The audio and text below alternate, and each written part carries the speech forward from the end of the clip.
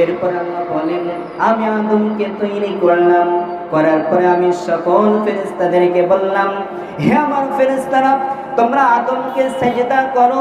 সেদিন সকল ফেরেশতা আদম আলাইহিস সালামকে সেজদা করেছিল, কিন্তু ফাসাজাদু ইল্লা ইবলিস, ইবলিস কিন্তু সেজদা করে নাই।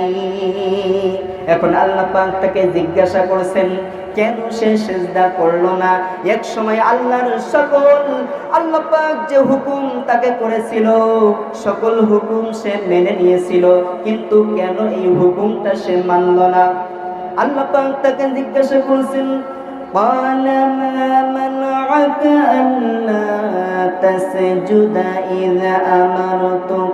আল্লাহ পাক বলছেন, আমি তোমাকে বললাম আদমকে সেজদা করার জন্য, কিন্তু তুমি করলে না। কিসে তোমাকে বারণ করলো?